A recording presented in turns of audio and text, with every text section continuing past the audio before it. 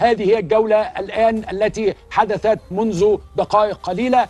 زي ما حضراتكم شايفين طبعا أول نظرة على المتحف المصري للعالم.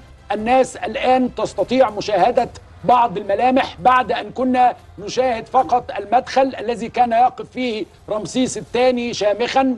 وهنا طبعا هذه الجولة زي ما قلنا لحضراتكم كل الضيوف، وهناك طبعا وصف لما يحدث. نستمع ونرجع لحضراتكم مرة أخرى. In 1855 in 6 large pieces, then reassembled at its original site before being moved to Cairo in 1955. After meticulous restoration, it was transferred to the Grand Egyptian Museum and placed in its current location in 2018. بينما نسير معا نرى على اليمين عمود الملك مرمتاح ابن رمسيس الثاني الذي حمل راية النصر من والده وسجل على العمود انتصاراته ضد الأعداء وخطط لتأمين البلاد. As we walk through time, on your right hand side stands the column of King Meremtah, the son of Ramses II, who carried his father's banner of victory and inscribed on the column his records of triumphs and his vision for protecting Egypt. نتجه الآن إلى الدرج العظيم، رحلة تكشف حكاية الملوك والآلهة وحكاية مصر التي لم تعرف سوى الخلود. Let us now head towards the grand staircase, a journey through the stories of kings and gods and of Egypt's eternal legacy. ينقسم الدرج إلى 4 طبعا حضراتكم شايفين احنا لأول مرة بناخد بالنا من هذا الدرج المتحرك، ويعني يذهب ضيوف مصر مع سيادة الرئيس إلى قاعات أخرى وإلى أماكن أخرى. هذا الحجم وهذه الأبهة وهذه الضخامة يعني لأول مرة نستطيع ان احنا نتعرف عليها، لان احنا زي ما قلنا لحضراتكم احنا كنا بنتوقف فقط عند هذه المرحلة اللي فيها عدد من التماثيل، ولكن هذا الطريق الآن إلى القاعات ال12 الأخرى. حضراتكم احنا دلوقتي بننتقل من اللي فين يا دكتورنا؟ بننتقل دلوقتي إلى قاعات توت عنخ آمون. احنا جايين من بهو المدخل طالعين الى جوار الدرج العظيم على هذا السير الكهربائي اللي بياخد الضيوف دلوقتي للقاعتين بتوع توت عنخ آمون. طب واحنا شايفين طبعا انه في هذا الطريق الموضوع ليس خاويا، انت برضو ماشي بتشوف تماثيل، بتشوف مسلات، بتشوف أعمدة، بتشوف تواريخ، بتشوف اشياء كثيرة يعني 70 قطعة ضخمة. 70 قطعة ضخمة 70 قطعة في طريقك وأنت ذاهب تمهيدا لتذهب إلى الملك الشاب الذهبي توت عنخ آمون. زي ما قلنا لحضراتكم هذه الآن المشاهد الأولى للمتحف من الداخل. حضرتك تقدر ترى هذا الطريق الذي يوصل إلى قاعة توت عنخ آمون. هذه القاعة توازي متحف يعني لحالها، نتحدث عن أكثر من 5000 قطعة لأول مرة يتم عرضها جميعا، فطبعا شيء مبهر وستكون يعني مثار إعجاب العالم وجاذبة لكل سياح مصر. يعني أي سايح عندما يصل زي ما كان الدكتور زي حواس وهو متحيزا إلى الملك الشاب طبعا والدكتورة طبعا متحيزة أيضا إلى الملك الشاب، وكلنا متحيزين.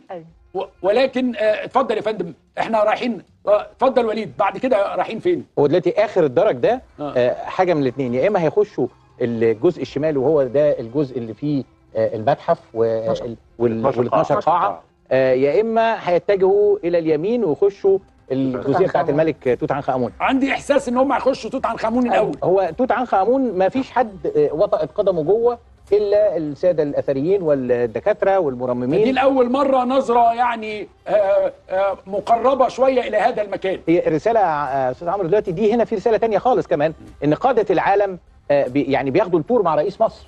ده شيء عظيم طبعا. يعني ده برضه زي ما انا قلت حاجه ان شاء الله هنعيش عليه حبه حلوين، لانه كل واحد من دول الميديا في بلاده بتتكلم على انه رئيسه ممثله خد تور. ده ايه التابوت اللي نايم ده اللي احنا شايفينه الجرانيت ده الكبير قدام هيرجع تاني دلوقتي؟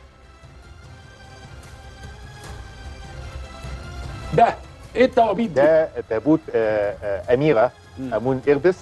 آمون إردس من العصر المتأخر، وهو واخد من فوق شكلها وكأنه تمثال منحوت.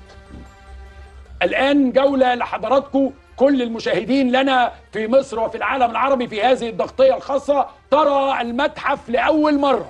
ستكون من يرى المتحف لأول مرة طبعا غير الزعماء وضيوف مصر الذين يعني قاموا بهذه الجولة. واحنا شايفين يتوجه الرئيس يا إما إلى القاعات أو إلى قاعة توت عنخ آمون.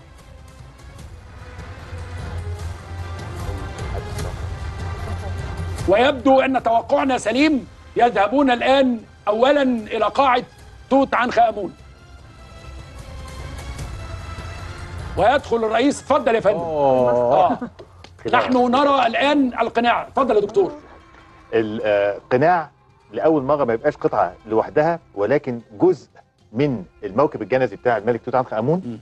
وبنلاحظ ان القناع المرة دي أعلى شوية.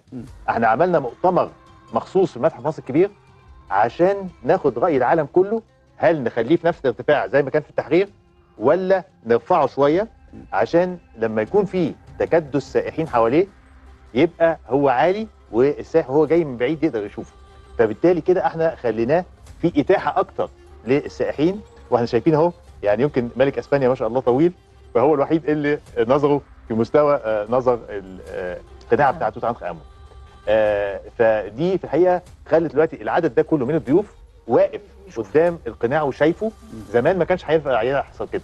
احنا شايفين طبعا حاله الانبهار بالقناع. القناع ده قادر على انه يصيبك يعني الانبهار والتوقف لوقت طويل وتنظر له نظره طويله. وطبعا هذه هي كراسي الملك وسيارات الأسرة. ايوه سراير.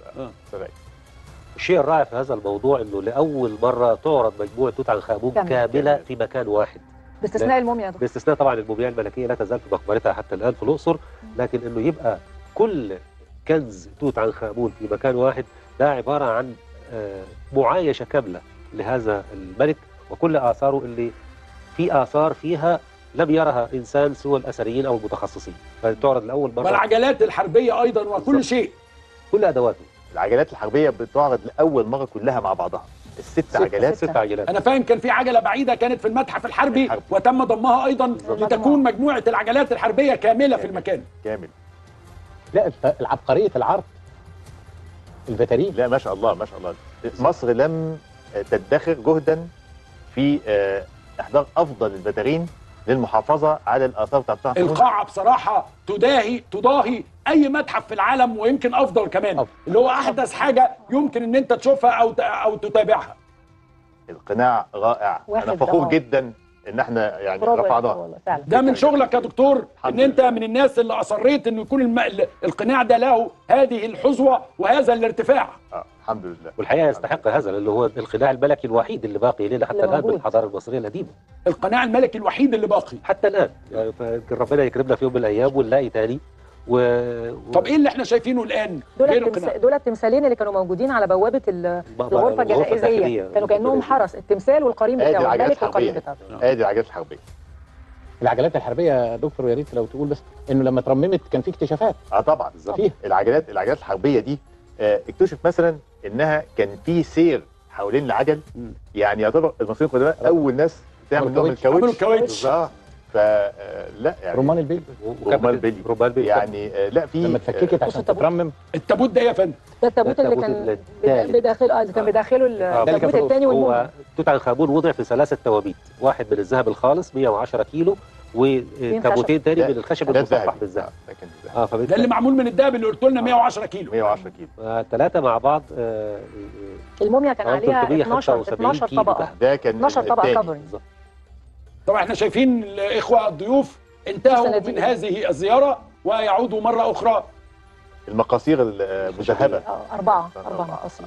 استاذ عمرو، الابهار في ان انت قدرت ترمم الاثار دي وترجعها لاحسن حال. شوف انا دي كانت ماليه الغرفه الجنائزيه، وكان على الموميا نفسها في 12 طبقه.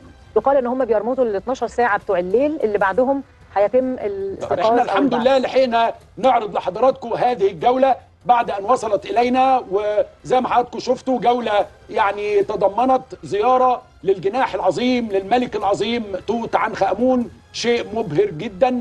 انا بشكر